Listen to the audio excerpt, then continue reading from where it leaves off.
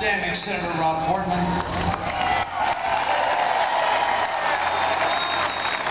Governor Kasich is doing a great job here in Ohio despite the headwinds that are coming from Washington. And as President, I can't wait to work with Senator Portman to turn those Obama headwinds into the pro-job policies that will help working families all across Ohio. We'll get the job done.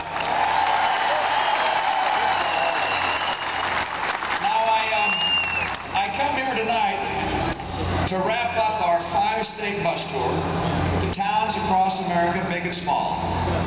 The trip, as you may have known, I think underscores just how important this election is and why we need to change the direction the country's headed in. And we also need to change the current occupant of the White House.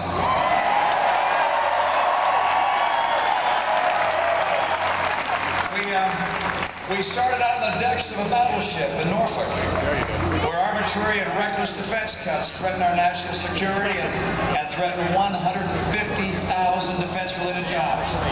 From there, it was on to North Carolina, through towns that have lost thousands and thousands of manufacturing jobs.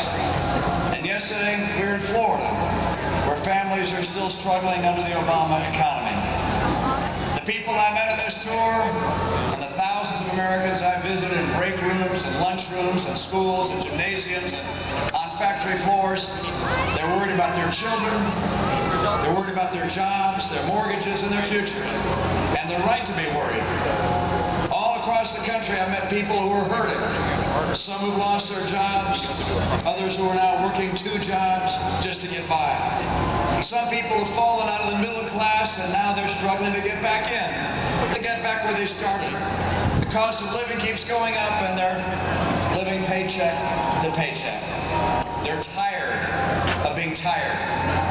And tonight I'd like to say to each of them, you have not been forgotten. We will not leave you behind. This is America. We're Americans. It does not have to be this way. And we'll make sure America is right for all of our people.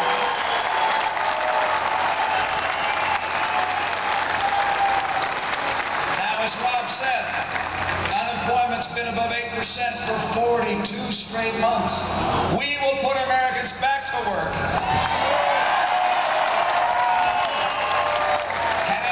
Recent college graduates can't find a job or a job that matches their skills.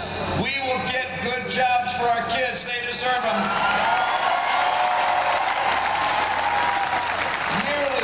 Nearly 1 in 6 Americans are living in poverty today. This is a disgrace we will end. And you know this.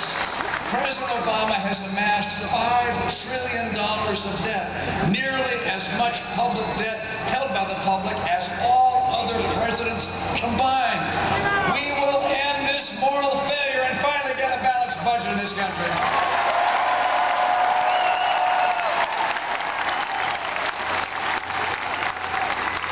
After 4 years, it's clear that President Obama's policies aren't fixing the problems. They're making them worse. And that's why Ohio will lead the way by electing a new president on November 6th.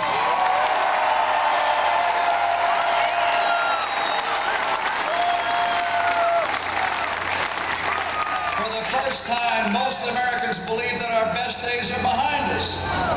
This is an election in which we should be talking about the path ahead. But you don't hear any answers coming from President Obama's re-election campaign. That's because he's intellectually exhausted, out of ideas, and out of energy. And so his campaign has resorted to diversions and distractions, to demagoguing and defaming others. It's an old game in politics. What's different this year is that the president is taking things to a new low. It wasn't supposed to be this way. His was the campaign of hope and change. He was the candidate who was going to bring a new era to American politics. In 2008, candidate Obama said this, quote, "If you don't have any fresh ideas, then you use stale tactics to scare voters." He also said this, "If you don't have a record to run on, then you paint your opponent as someone people should run from." And then he said this, "You make a big election about small things." That was candidate Obama, describing describing the strategy that is now the heart of his campaign. His campaign and his surrogates have made wild and reckless accusations that disgrace the office of the presidency.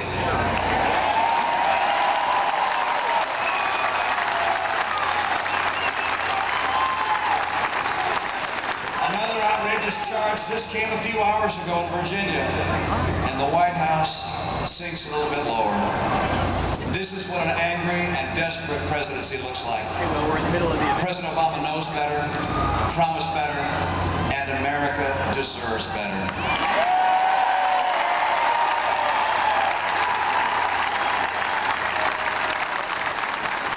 Over the last 4 years, this president has pushed Republicans and Democrats about as far apart as they can go.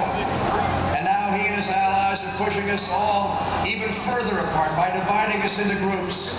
He demonizes some, he panders to others. His campaign strategy is to smash America apart and then try to cobble together 51% of the pieces. If an American president wins that way, we would all lose. But he won't